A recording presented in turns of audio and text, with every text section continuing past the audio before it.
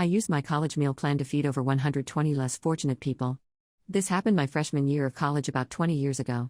My university had just invested in a big new dining hall, and to help pay for their investment, required all new students to buy a 150 meal plan both semesters. This was a big financial burden being from a lower middle class family, but my parents pooled funds to help me out and make it happen. Shortly into my first semester, I found out from friends that the meals you didn't use didn't roll over. Since I lived off campus, I knew I wouldn't be able to use them all. Heading into November, I realized I would end up with 60 to 75 meals left over, and I complained about this a lot to family and friends because it seemed like such a waste. In comes the plan.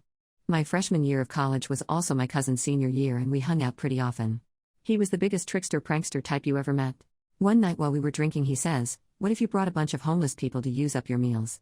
How much would that piss off those self-righteous bastards?"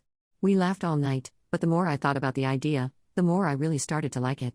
We talked all weekend about it and hatched a plan. On Monday morning, we went down to the local Salvation Army around the corner. I have grown to really despise this organization, but in the early 2000s in small-town USA, it's what we had. We told the lady at the desk I would like to feed people in need with my meal plan. She was hesitant at first but said she was working with people that this would be a huge blessing to, especially during the holiday season. She helped me organize 2 days the following week where around 30 people would meet me to eat at the dining hall. I would wear a certain hat so they could find me, and we would go eat. The day finally arrived, and all kinds of people were there. There were homeless people in tattered clothes. There were families with kids that seemed excited to eat out. There was even one family I will always remember that seemed embarrassed to take a handout, but I made an effort to talk to everybody and make them feel welcomed. At noon, we headed into the dining hall. I walked up to the lady at the entrance and said, "These people are with me. They are my friends.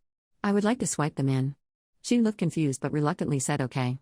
To say we got every reaction humanly possible would be an understatement. There were staff that were obviously annoyed with the influx of diners. There were students that were laughing. There were students that were giving me the silent clap.